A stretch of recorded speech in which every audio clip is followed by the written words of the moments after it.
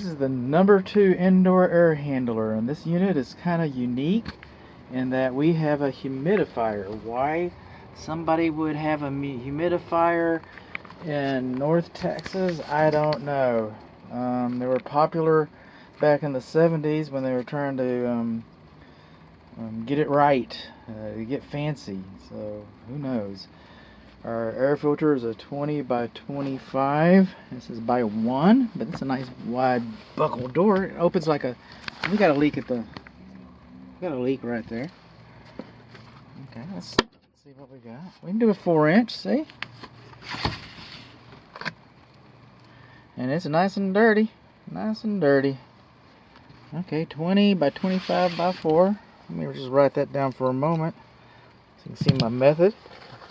This is me at work in the process. 20 by 25 by 4. Or by 1. Now we're going to try and do both of the buckles here. It's a little better, but we still got an air gap. You can still see the air gap right in there. So the air filter it's the right side. This is the second floor and the top floor. Middle floor and the top floor. This gas line is in the way.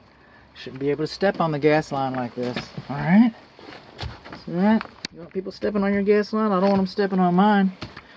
Primary drain line is supposed to have a P-trap, and we do not have a P-trap. It is insulated a little bit. We got water in the evaporator pan.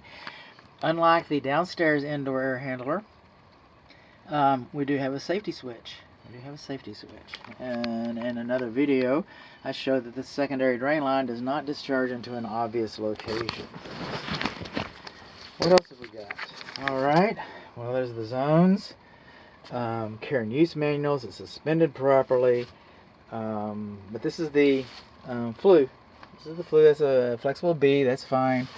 But it's too close to this insulation on this humidifier, which I don't understand why you have, but hey, it's not up to me. You got one. It's right there. It's beyond the scope. It's not on. You can tell that it's not on, so there must be something to that.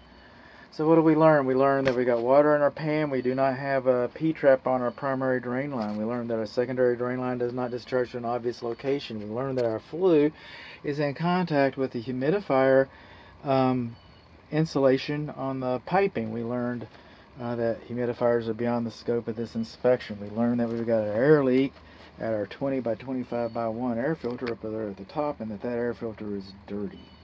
So those are the things that we learned from that. We also learned, we're learning now, that air conditioning duct should not rest on the floor. It can go perpendicular to the rafters, but not parallel.